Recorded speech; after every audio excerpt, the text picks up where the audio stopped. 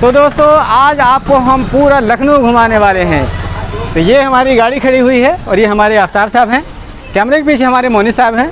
और आज हम आपको लखनऊ की वो तमाम चीज़ें दिखाएंगे जो लखनऊ के बारे में लोग देखना चाहते हैं, चाहे भूल भुलैया हो, चार बाग हो, बारादरी हो, रेजिडेंसी हो और वो तमाम ऐतिहासिक चीज़ें, इकोना स्टेडियम हो। तो आइए मेरे साथ और चलिए, हम इस गाड़ी में जाने वाले हैं। तो हम अपने सफ़र पर निकल चुके हैं लखनऊ घूमने के लिए। इस वक्त हम हैदरगंज रूट पर हैं जो नखास से इंडस्ट्रियल एरिया तालकटोरा की तरफ जाता है। तो आइए आपको बहुत सारी चीज़ें आज आपको दिखाएंगे। हमारे साथ आफ्ताब साहब जो ड्राइविंग सीट पर हैं बैठे हुए हैं। आफ्ताब भाई, कैसा महसूस कर रहे हैं? आज हम लोग लखनऊ को एक्सप्लोर करने वाले हैं, बताइए थोड़ा सा कैसा भाव लग रहा है आपको? सलीम भाई देखिए, लखनऊ के बारे में एक चीज़ जो मशहूर है वो ये कि एक बार जो यहाँ आता है फिर वो यहीं का होके रह जाता है। यादगार इमारतें बहुत सी हैं और जैसे जैसे हम लोग अपना ये सफ़र आगे बढ़ाएंगे इंशाल्लाह हम लोग उनको कवर करते चलेंगे, अपने नाज़रीन को ये बताते चलेंगे कि लखनऊ किन किन चीज़ों के लिए मशहूर है और क्या क्या चीज़ें यहाँ पर ऐसी हैं जो ज़रूर देखी जानी चाहिए अगर कोई लखनऊ आता है। बताइए कि क्या क्या हम लोग देखने वाले हैं आज। सलीम भाई, इस वक्त हम लोग निकल रहे हैं तालकटोरी की तरफ। इस रास्ते में आपको कई इमाम बारगाहें और बहुत पुरानी दीगर इबादत गाहें मिलेंगी और उसके अलावा फिर जब हम तालकटोरे से बढ़ जाएंगे थोड़ा सा शहर के बाहर की तरफ, तब आपको ये महसूस होगा कि लखनऊ कितना बड़ा हो चुका है और लखनऊ किस तरह से तरक्की के रास्ते पर है। गोया इकाना स्टेडियम आपको अभी हम दिखाएंगे और फिर उसके बाद जो शहीद पथ है वो अपने आप में एक नुमायाँ चीज़ है। 28 किलोमीटर का स्ट्रेच है जो शहर को बिल्कुल एयरपोर्ट से ले जा कर के जोड़ता है ताकि मुसाफिरों को किसी तरह की कोई परेशानी ना हो जहाज़ का सफ़र करने में। और उसके बाद हम निकलेंगे तो दीगर जो लखनऊ की शान है, यानी बड़ा इमाम बाड़ा, Chhota Imam Bara, Rumi gate, Nadwa college, Nadwa university माशाल्लाह से। तो ये वो चीज़ें हैं, मतलब तारीख़ी इमारतें हैं। और एक चीज़ जो मैं भूल गया आपको बताना, रेजिडेंसी जहाँ पर 1857 का विद्रोह जो हुआ था उसकी शुरुआत हुई थी, तो 1857 में रेजिडेंसी जो है उसका मरकज़ थी। हमारे आफ्ताब साहब ने बहुत डिटेल में तमाम चीज़ें बताई और ये बताया कि कहाँ कहाँ हम जाने वाले हैं। तो बहुत ही दिलचस्प वीडियो होने वाला है दोस्त, हमारे साथ बने रहिएगा। हमारे साथ हमारे मोनिस अनवर साहब हैं। तो मोनिस भाई, आप पहली मरतबा लखनऊ घूमने जा रहे हैं, आप बताइए अपनी फीलिंग। आदाब नाज़रीन, सबसे पहले मैं आपको बता दूं कि मैं अभी जस्ट 2-3 दिन पहले ही लखनऊ आया हूं, तो बहुत ज़्यादा मैंने लखनऊ को एक्सप्लोर नहीं किया था। लेकिन अब आज इस सफ़र पे निकले हैं तो मुझे लगता है कि बहुत कुछ लखनऊ में देखने को मिलेगा। अभी मैंने सिर्फ बड़ा इमाम बाड़ा घूमा था अभी तक, पहले दिन ही आने के बाद में। लेकिन अब मैं जैसा आफ्ताब साहब ने बताया कि हम लोग तालकटोरा की साइड जा रहे हैं, वहाँ पर हम लोग इकोना स्टेडियम देखेंगे, बड़ा इमाम बाड़ा, छोटा इमाम बाड़ा, उसके अलावा रूमी गेट, उसके अलावा हम लोग और दीगर जगह पर जाएंगे। तो मेरे लिए तो बहुत एडवेंचर होने वाला है ये। तो ये देखिए, हम लोग RDSO कॉलोनी के पास से गुजर रहे हैं। बहुत कम लोगों को पता होगा RDSO का फुल फॉर्म होता है research and design standard organisation, जहाँ पर रेलवे मिनिस्ट्री के अंडर में आता है डिपार्टमेंट और यहाँ पर डब्बों के डिज़ाइन वगैरह तैयार किए जाते हैं। तो ये देखिए, यहाँ पर आपको दिख जाएगा RDSO लिखा हुआ। तो ये बहुत ही शानदार जगह है। लखनऊ में बहुत तरह की चीज़ें आपको देखने को मिलेंगी, हम लोगों को भी नई नई चीज़ें देखने को मिल रही हैं। ये अपने आप में अद्भुत नज़ारा है। ये देखिए, हमारे प्रधानमंत्री नरेंद्र मोदी का ये झोले पे तस्वीर, और ये लोग लेके जा रहे हैं, हमको रास्ते में दिख गए तो हम इनको प्रधानमंत्री झोला छाप भी कह सकते हैं। हम लोग इस वक्त अमौसी एयरपोर्ट के रास्ते में हैं और ये लखनऊ का सबसे मसरूफ़ चौराहा जिसको अवध चौराहा कहते हैं, हम आपको वो जगह दिखाएंगे। यही वो अवध चौराहा है जहाँ पर लखनऊ के कैब ड्राइवर को लखनऊ गर्ल प्रियदर्शनी ने थप्पड़ मारा था। ये ठीक वही जगह है जहाँ पर उस लड़की ने लखनऊ गर्ल ने कैब ड्राइवर को मारा था। यहाँ पर देखिए, आपको ये पिंक बूथ दिख जाएगा और ये आपका स्मृति द्वार दिख जाएगा कांशीराम का। ये रास्ता आगे कांशीराम स्मारक तक भी जाता है और पुरानी जेल यहाँ जो कहलाती थी, काफ़ी बड़ा एरिया था जिसमें लखनऊ का मशहूर लखनऊ महोत्सव आयोजित किया जाता था, मुनक्किद होता था। यहाँ से फिर उसको शिफ्ट कर दिया जेल को, अब वो आगे दूसरे रास्ते पर चली गई है। यहाँ पर इस पूरे एरिया को ऑक्यूपाई कर लिया है और कांशीराम स्मारक और इको गार्डन के तौर पर उसका इस्तेमाल किया गया है। मायावती ने अपने चीफ मिनिस्टर रहते हुए ये तमाम ये तामीरें जो आप देख रहे हैं राजस्थान से लाए हुए पत्थरों की है। ये बौद्ध विहार शांति उपवन है। आगे मायावती और कांशीराम के स्टैचू हैं। देखिए, मायावती गौतम बुद्ध का स्टैचू है, बौद्ध विहार शांति उपवन के नाम से। यानी एक बहुत लंबा और चौड़ा एरिया कवर किया गया है, इसको डेवलप किया गया है पार्क के नाम पर और खुसूसन ये बसपा ने अपने जो उनके रहनुमा थे काशीराम और जो संस्थापक थे उनको प्रमोट करने के लिए, उनके नाम को गौतम बुद्ध के नाम पर उनको प्रमोट करने के लिए। आप देख सकते हैं ये इको गार्डन का एरिया है जो मायावती द्वारा बनाया गया था। मायावती के कार्यकाल में लखनऊ में जितने भी आपको इस तरह के पत्थरों की बनावट दिखेगी, आप आंख बंद करके कह सकते हैं कि ये मायावती का काम है। कहा जाता है कि मायावती ने लखनऊ को बहुत ज़्यादा संभाला, संवारा और पत्थरों से ढक दिया था, लेकिन उसके बाद इन पर सवाल खड़े हुए।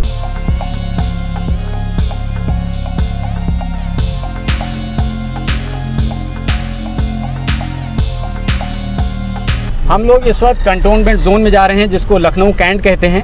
ये बेसिकली एक विधानसभा हल्का भी है लखनऊ कैंट। यहाँ पर आर्मी की यूनिट रहती है। ये देखिए हम लोग कंटोनमेंट जोन में एंट्री कर चुके हैं। देखिए मेट्रो ऑफिसर्स कॉलोनी। वाकई में लखनऊ अपने आप में एक पुराना लखनऊ और नया लखनऊ दोनों अपने आप में एक अलग ही मकाम रखता है और उसका एक अलग ही जलवा और भौकाल है। तो आफ्ताब भाई हम लोग कंटोनमेंट जोन में चल रहे हैं। ये हम लोग कैंट एरिया में चल रहे हैं। ओके, ये कितने उसमें बना हुआ है कंटोनमेंट जोन? तकरीबन 3 किलोमीटर में फैला हुआ है और इसी से मुत्तसिल, इससे मिला हुआ यहाँ पर रेलवे कॉलोनीज भी हैं। ये आप जो अपने बाईं तरफ देख रहे हैं सड़क के, ये रेलवे की एम्प्लॉयज़ की कॉलोनी है। ग्रुप डी और ग्रुप सी एम्प्लॉयज़ को यहाँ पर क्वार्टर्स अलॉट किए जाते हैं। इसी में आगे रेलवे की अफसर्स कॉलोनी भी है और ये अपनी दाहिनी जानिब जो हम पूरा ये खित्ता और ये जो लाइन देख रहे हैं, ये कैंट का एरिया है। यहाँ पर आर्मी के जवान, आर्मी के अलग अलग विभाग हैं इसमें और काफ़ी बड़ी ये यूनिट है। कैंट एरिया काफ़ी लखनऊ का काफ़ी मशहूर है, काफ़ी बड़ी यूनिट है। ये अब हम लोग कैंट से बाहर निकल रहे हैं चारबाग की तरफ। अब हम लोग कैंट एरिया से चारबाग की तरफ निकल रहे हैं, यानी हम यहाँ से कैंट से बाहर हो रहे हैं और हम चारबाग पहुँचेंगे। चारबाग का भी दृश्य आपको दिखाएंगे।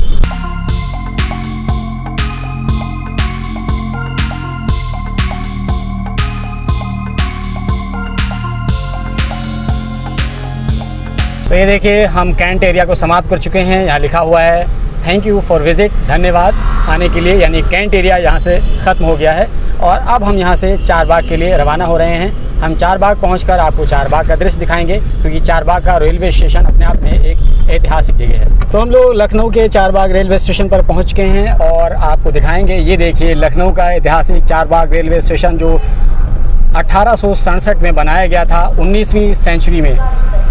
और यहाँ पर आप देख पाएंगे कि ये अपने आप में नॉर्दर्न रेलवे का एक बहुत बड़ा हेडक्वार्टर है आफ्टर दिल्ली के बाद। और पहली मर्तबा 1867 में लखनऊ से कानपुर के लिए ये पहली लाइन बिछाई गई थी और ये अपने आप में एक ऐतिहासिक इमारत है और उसका रखरखाव इतना शानदार रखा जाता है कि लगभग 200 साल होने को हैं और वैसे ही ये इमारत बनी हुई है। ये आप देख सकते हैं कैमरे की नज़र से लखनऊ का चारबाग ऐतिहासिक रेलवे स्टेशन। ये देखिए अपने आप में एक बहुत ही अद्भुत नज़ारा है लखनऊ चारबाग रेलवे स्टेशन का। वाकई में देखने को बनता है, देखने के लायक है। ये ऐतिहासिक चीज़ें हैं। यहाँ पर 2 लाइनें हैं, एक छोटी लाइन एक बड़ी लाइन। इधर वाली आपको छोटी लाइन दिखेगी और ये वाली आपकी बड़ी लाइन होगी। ये देखिए चारबाग एरिया में आपको प्रोटोटाइप मिल जाएगा रेलवे इंजन का और यहाँ पर रिज़र्व करके रखा गया है ताकि लोग देखें कि इसी तरीके से इंजन हुआ करते थे और ऐसे ही इंजन चला करते थे।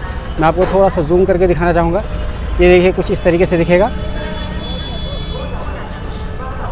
ये ठीक चारबाग रेलवे स्टेशन के बाहर रखा हुआ है। ये देखिए यहाँ चारबाग रेलवे स्टेशन है और उसके ठीक बाहर यहाँ पर आपको रेलवे इंजन का प्रोटोटाइप नज़र आएगा। ऐशबाग है, यहाँ पर आपको लकड़ियों के कारोबार दिख जाएंगे। बड़ी संख्या में आपको लकड़ी के कारोबार दिखेंगे। ये कह सकते हैं ये पूरा लकड़ी का ख़जाना है यहाँ पर। हम लोग एक ऐसे फ्लाईओवर पर चल रहे हैं जो लगभग 3 किलोमीटर में फैला हुआ है और ये लखनऊ का जो नखास एरिया है उसके ऊपर से गुजरता हुआ जाता है और भूल भुलैया को डाउन करता है।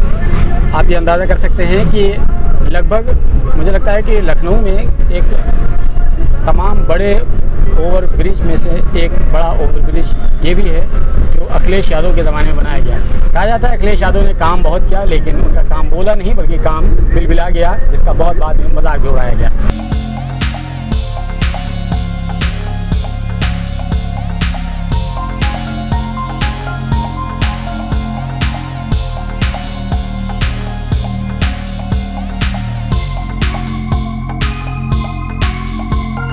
ये जो सफ़ेद बिल्डिंग आप देख रहे हैं गुंबदनुमा, ये कोई मस्जिद या मज़ार नहीं है, बल्कि ये किंग जॉर्ज मेडिकल कॉलेज है।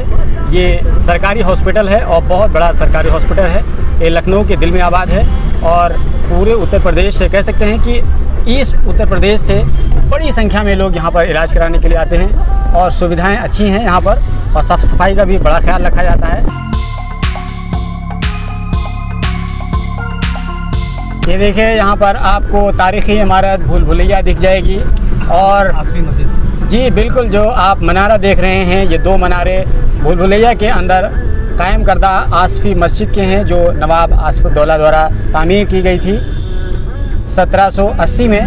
1780 से 1784 के बीच में, यानी केवल 4 सालों में ये पूरी इमारत बनकर तैयार हुई थी और ये ऐतिहासिक इमारत है। हम आपको आगे से भी दिखाने की कोशिश करेंगे, तो आइए आपको दिखाते हैं। ये भूल भुलैया के अंदर हम लोग आए हुए हैं और आपको बता दें कि दरअसल मेरे पीछे जो बिल्डिंग दिख रही है, यही असल में भूल भुलैया है। यहाँ पर आपको आसफ़ी मस्जिद दिख जाएगी। ये दरअसल मेरे पीछे आसफ़ी मस्जिद है और ये भूल भुलैया की मेन बिल्डिंग है। और इधर से आपको रास्ता दिखेगा, ये यहाँ से आपको रास्ता दिखेगा और ये सीधे रास्ता गया है ये भूल भुलैया की मेन बिल्डिंग की तरफ। ये देखिए, यहाँ पर आपको पिंक बूथ नज़र आएगा। जब से लखनऊ में कमिश्नरेट आया है, जगह जगह आपको पिंक बूथ दिखेगा। ये क्राइम को कंट्रोल करने की कोशिश की तरफ एक कदम है, लेकिन क्राइम कितना लखनऊ में कंट्रोल हुआ है, इसका अंदाज़ा आप बखूबी लगा सकते हैं। आए दिन तरह तरह की घटनाएं देखने को मिलती रहती हैं। अपने कैमरे की स्क्रीन पर जो देख सकते हैं वो क्लॉक टावर है, यानी जिसको घंटाघर कहते हैं। ये भूल भुलैया से लगभग 500 मीटर की दूरी पर पश्चिम में स्थित है और वहीं के लगभग 300 से 400 मीटर की दूरी पर छोटा इमामबाड़ा आबाद है। तो छोटा इमामबाड़ा, बड़ा इमामबाड़ा और अवध कलार यानी घंटाघर, ये तीनों ऐतिहासिक मकामात बस केवल 1 किलोमीटर की दूरी में आबाद हैं। ये बेहतरीन सा टूरिस्ट प्लेस है। अखिलेश यादव के ज़माने में इसको टूरिस्ट हब के तौर पर डेवलप किया गया था। ये आप जो देख सकते हैं, ये घूंघर नुमा लटकते हुए लाइटें, इन लाइटों के माध्यम से आप इसका नज़ारा रात में देख सकते हैं। वाकई में लखनऊ रात में देखने के लायक है। ये बताते चलें कि छोटे इमामबाड़े से लेकर के बड़े इमामबाड़े तक की ये पूरी सड़क, इसको हेरिटेज जोन डिक्लेयर किया गया है और इसी तर्ज पर इस सड़क और इसके किनारे लगे ये लाइट के लैंप पोस्ट, ये उस तर्ज पर डिज़ाइन किए गए हैं कि वो आपको एक एहसास देंगे कि आप किसी पुराने ज़माने की सड़क पर चल रहे हैं। आप ये हेरिटेज जोन का आपको यहाँ पर मज़ा मिलेगा। ये सड़क और ये इसके किनारे इस तरह की जो लैंप पोस्ट हैं, ये वाला क्या दिख रहा है? ये सतखंडा है। ये नवाबों के दौर में इससे ये काम लिया जाता था कि चांद हुआ या नहीं, इस बात की तस्दीक करने के लिए आदमी यहाँ पर खड़े होकर के चांद देखता था और उसके बाद ऐलान किया जाता था कि फला महीने का चांद आज दिख गया है, अब आज कल पहली तारीख है। इस तरह से यानी चांद देखने और चांद तारीख का हिसाब रखने के लिए इसका इस्तेमाल किया जाता था। ये क्या है सामने? इसको पिक्चर गैलरी कहते हैं। यहाँ पर बहुत सी नायाब चीज़ें रखी हुई हैं और ये अपने ज़माने में उस वक्त, चूँकि एक छोटी सी बावली हुआ करती थी, ये बावली आप देख सकते हैं। छोटा इमामबाड़ा बड़ा इमामबाड़े के बीच में घंटाघर के एतराफ़ का इलाका है और ये शाम में आमतौर से लोग यहाँ पर सैर व तफरी के लिए आते हैं। बच्चों के खेलने के लिए बहुत से झूले यहाँ पे मैसर हैं। घंटाघर अपने आप में एक तारीख़ी इमारत है और काफ़ी अरसे बाद जब आर्कियोलॉजिकल सर्वे ऑफ इंडिया पर काफ़ी दबाव पड़ा तो इसकी ये घड़ी वगैरह भी रिपेयर की गई, वरना ये घड़ी काफ़ी अरसे से बंद थी। और बीच में घंटाघर के मुत्तसिल वो जो बावली है वो भी बहुत गंदी थी, उसको साफ़ कराया गया। बाद में उसकी मेंटेनेंस पे काफ़ी अच्छा खासा पैसा खर्च किया गया। अब शाम में ये इलाका पूरा तरह से गुलजार होता है जब यहाँ पे रंगीन रोशनियाँ और ये लैंप पोस्ट जलते हैं, बच्चे यहाँ पे खेलते हैं। तो ये एक सैर व तफरी के लिए भी एक बहुत अच्छी जगह लोगों के लिए एक तरह से हो जाती है। नाज़रीन, ये सामने अब हमारे है रूमी दरवाज़ा, रूमी गेट भी जिसे कहते हैं। पहले इसे लखनऊ का दरवाज़ा भी कहा जाता था। गोया ये इतना बड़ा और इतना शानदार ये इमारत और थी कि लोग इसको बड़ी दूर दूर से देखने आते थे। लखनऊ मेट्रो में भी इस रूमी दरवाज़े की ये शक्ल का जो है वो मैस्कट इस्तेमाल किया गया है। और उत्तर प्रदेश सरकार के बहुत से डिपार्टमेंट हैं और ख़ुद उत्तर प्रदेश सरकार के लेटर हेड पर भी इसको आप अक्सर देख सकते हैं। इसकी खासियत ये है नाज़रीन कि अगर आप इस तरफ से देखेंगे तो आपको ये लगेगा कि ये एक ही दरवाज़ा है, लेकिन जब आप इस दरवाजे के उस पार चले जाएंगे और उधर से आप देखेंगे तो इसमें आपको 3 दर दिखाई पड़ेंगे। ये इसकी खासियत है। अब यहाँ सामने से आपको ये सिर्फ एक दर नज़र आएगा, लेकिन जब आप इसको पार कर जाएंगे और उस तरफ से इसको देखेंगे तो इसमें 3 दर आपको नज़र आएंगे। तो हम अपनी गाड़ी यहीं पे खड़ी करते हैं और ये आपको थोड़ा सा बता दें, ये सामने जो आपको एक मस्जिद दिखेगी ये टीले शाह की मस्जिद कहलाती है। ये भी एक ऐतिहासिक मस्जिद है। टीले शाह का मैदान अभी आपको दिखाएंगे, जहाँ से 1857 में जब बिगल फूका गया था आज़ादी का, तो बेगम हज़रत महल ने वहीं से कह सकते हैं कि शुरुआत की थी और उसके बाद में उनको नेपाल जाना पड़ गया था। ये अफसोसनाक वाक़या पेश आया था। ये हमारे आफ्ताब भाई कार भी ड्राइव करते हैं, साथ ही साथ इन्होंने हमें लखनऊ के बारे में बहुत सारी जानकारी दी है और आप तक बहुत सारी जानकारियाँ इनके माध्यम से भी पहुँची हैं, तो इनको भी आप एक बार थैंक यू ज़रूर कहिएगा। ये देखिए दूर दूर से टूरिस्ट आते हैं लखनऊ की तारीख़ी इमारतों को देखने के लिए। मैं कुछ लोगों से बात भी करना चाहूँगा। हम आए हैं महाराष्ट्र से, हम आए हैं रूमी दरवाज़ा देखने, फिर ये बड़ा और छोटा इमाम बाड़ा भी देखने आए हैं। मेरा नाम चारुल है, हम लोग राजस्थान से आए हैं। अभी हम लोग इमाम बाड़ा देखने आए हैं। हम लोग अभी सुबह ही निकले हैं, तो हम लोग ने अभी ओल्ड लखनऊ जाके कुछ खाने पीने का नया ट्राई किया है, जैसे कि लस्सी यहाँ की बहुत फेमस है, तो हमने अभी वही ट्राई किया। अच्छा लगा लखनऊ? बहुत अच्छा लग रहा है। यहाँ पे काफ़ी अदब से बात की जाती है लोगों ने, तो ये अच्छा लगा। ये है छोटा इमाम बाड़ा का कैंपस कह सकते हैं। एक तरफ ये गेट है और दूसरी तरफ ये है असल में छोटा इमाम बाड़ा। अंदर जाकर के भी देखा जा सकता है। ये है छोटा इमाम बाड़े की मेन गेट। आइए आपको अंदर चल के दिखाते हैं।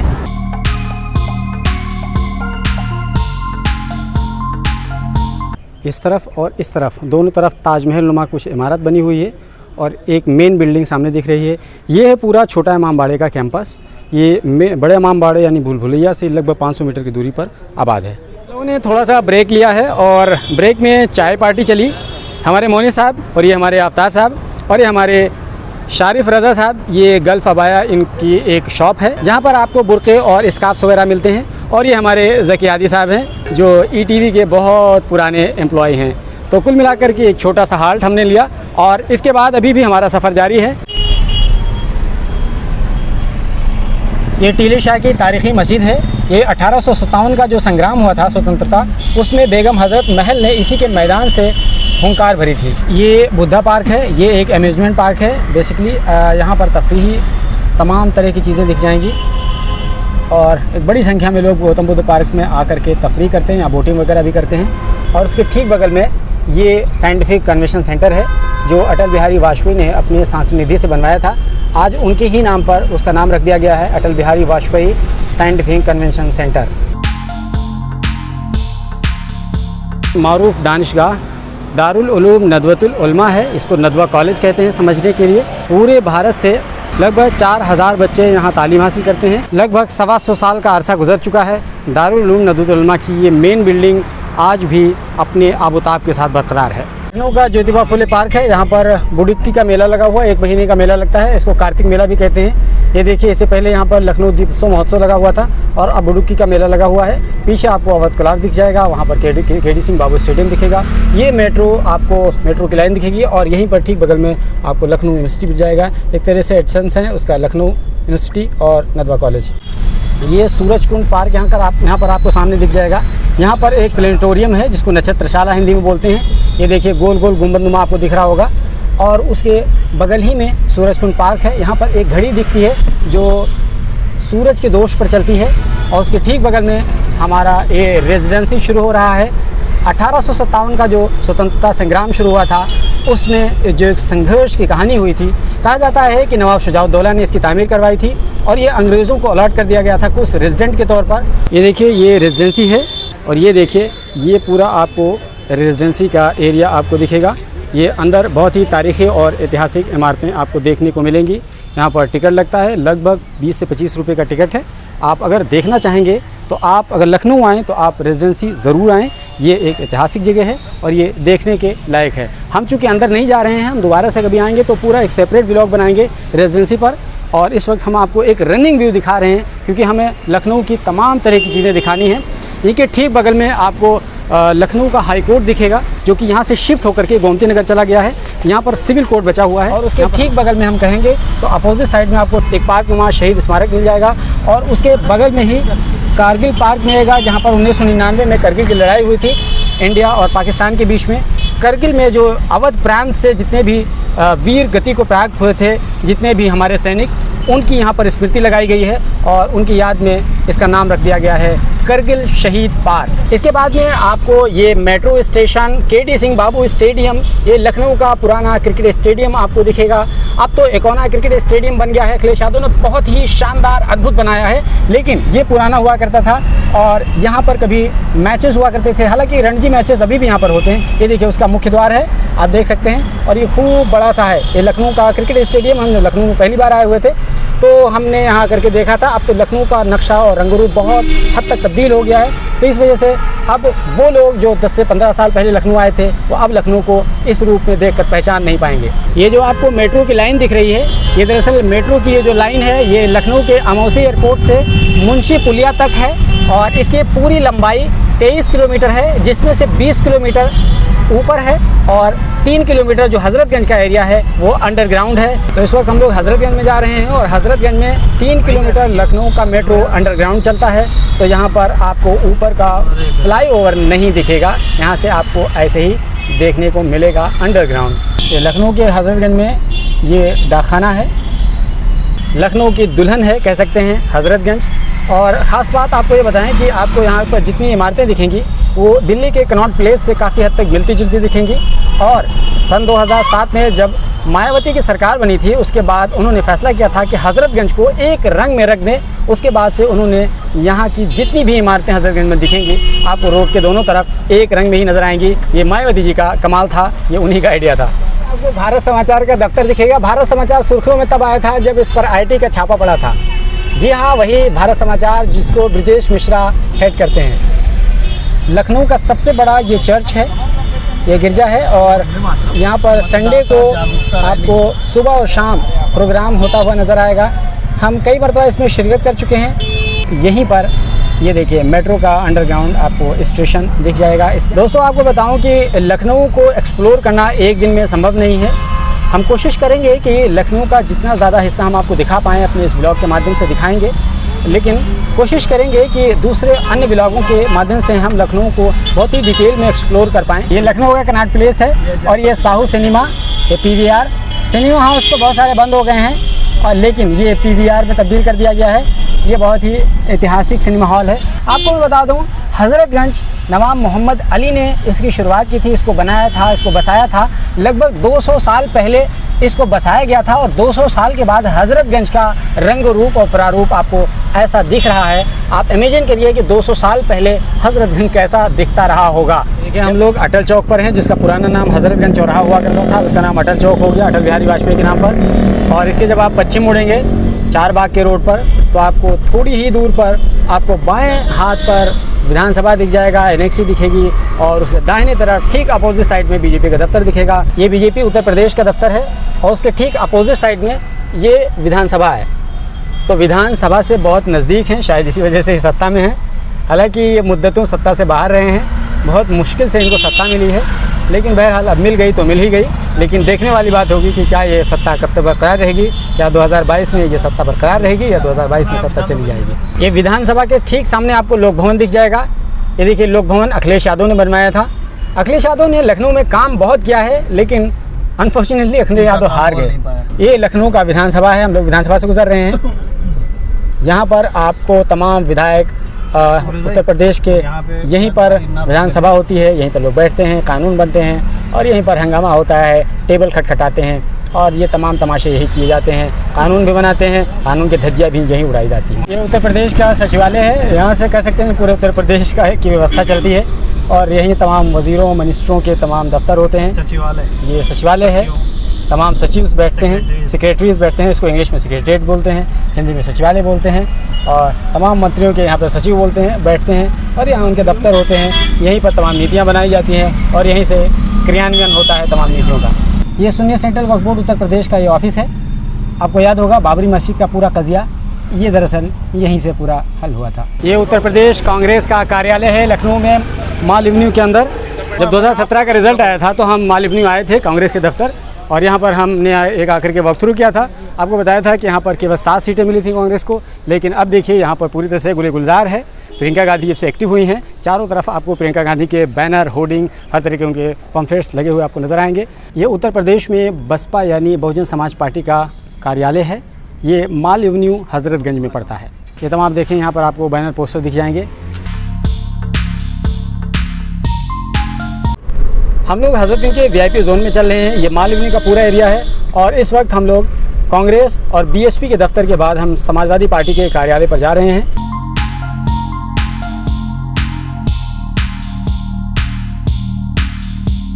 ये देखिए, ये समाजवादी पार्टी का कार्यालय है और आपको दिखाना चाहेंगे कि इधर और इस तरफ दोनों तरफ आपको गाड़ियों का एक दोनों तरफ सिलसिला नज़र आएगा। समाजवादी पार्टी के कार्यालय और उसके कार्यकर्ता नज़र आ रहे हैं। आपको बताएं कि हम BJP, कांग्रेस और बहुजन समाज पार्टी तीनों दफ्तरों से होने के बाद समाजवादी पार्टी के दफ्तर पर आए हैं, लेकिन जितना हलचल हमें यहाँ नज़र आई, हमें तीनों दफ्तरों पर नज़र नहीं आई, जैसा कि आपने भी देखा होगा। तो आप ये देख सकते हैं कि कार्यकर्ता बड़ी संख्या में दूर से आए हैं, उनकी गाड़ियाँ खड़ी हुई हैं, दोनों तरफ नज़र आ रही हैं और ये उसका मुख्य द्वार है समाजवादी पार्टी का।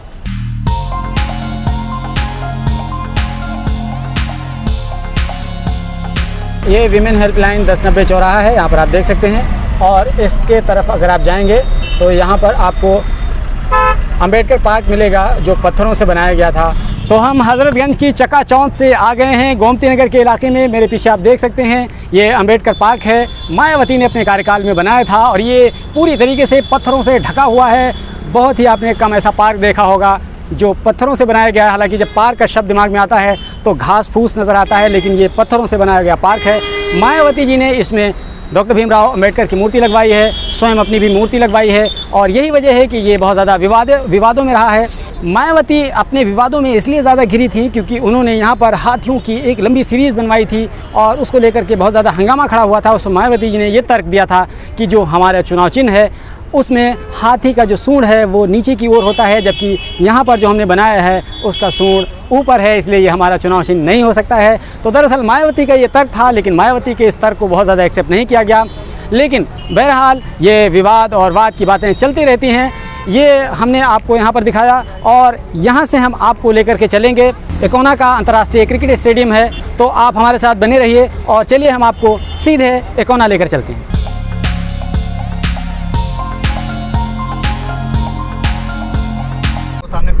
गज़ब भाई, ये है एकाना स्टेडियम लखनऊ का, जिसको हज़रतगंज से हमने बताया था कि दिखाएंगे। एकाना स्टेडियम इसको अखिलेश यादव ने बनवाया था और ये अंतर्राष्ट्रीय क्रिकेट स्टेडियम है, बहुत ही शानदार और इसकी लाइटिंग वाकई में देखने के लायक है। थोड़ा सा हम आपको और क्लोज ले जा करके दिखाने की कोशिश करेंगे। ये शहीद पथ पर पड़ेगा। अगर आप फैज़ाबाद रोड से आ रहे हैं तो फैज़ाबाद रोड से करीब 11 से 12 किलोमीटर जब आप इधर आएंगे तो आपको मेदांता हॉस्पिटल से पहले आपको एकाना स्टेडियम पड़ेगा। इसके थोड़ी दूर के बाद आपको गोल्ड सिटी मिलेगा, उसके बाद मेदांता हॉस्पिटल मिलेगा। अवध विहार योजना अद्भुत शानदार। ये देखिए, हालांकि मैं क्रिकेट को पसंद नहीं करता हूँ, लेकिन चूँकि देखने में बहुत खूबसूरत लगता है और ये शहीद पथ के ठीक बगल में है एकाना स्टेडियम, अखिलेश यादव ने बनवाया था और ये बहुत ही बेहतरीन सा आपको यहाँ का मंज़र देखने को मिलेगा। ये देखिए, ये हमारी गाड़ी खड़ी हुई है और हम लोग यहाँ पर आए हुए हैं और उसके बाद में यहाँ से हम लोग निकल जाएंगे आगे गोल्ड सिटी होते हुए। ये देखिए कितना शानदार व्यू नज़र आता है आपको अगर आप गाड़ी से चलते हुए इसको लेंगे।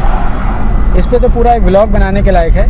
कभी हम सेपरेट एक व्लॉग इस पर बनाकर आपको दिखाएंगे और अंदर की फैसिलिटीज़ दिखाएंगे। ये आपको प्लासियो मॉल सामने नज़र आएगा। ये बिल्कुल आधुनिक मॉल है, चमचमाता, चमकता, दमकता, शानदार। आप ऐसा लगेगा कि आप लखनऊ में नहीं बल्कि लंदन या यूरोप के किसी दूसरी कंट्री में आपको महसूस करेंगे।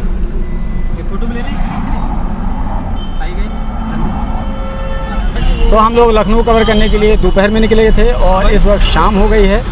हमने काफ़ी हद तक लखनऊ को एक्सप्लोर किया है, कवर किया है, लेकिन संभव नहीं था कि एक वीडियो में और इतने कम समय में हम पूरे लखनऊ को आपको बता सकें। लेकिन फिर भी हमने कोशिश की कि हम ज़्यादा से ज़्यादा लखनऊ के बारे में आपको बता सकें, लखनऊ का एक रन व्यू दे सकें। तो दोस्तों, आप हमारे इस वीडियो के बारे में आप क्या कहते हैं? हमारी वीडियो आपको कितनी पसंद आई, कौन सा पार्ट पसंद आया, आप इसके बारे में ज़रूर हमें बताइए कमेंट बॉक्स में। और अगर आपने अब तक हमारा चैनल सब्सक्राइब नहीं किया है तो सब्सक्राइब कर लीजिए, बगल में घंटी का निशान बना होगा उसको दबा दीजिए ताकि जैसे ही मैं वीडियो अपलोड करूँ फ़ौरन इसकी जानकारी आपको मिल जाए।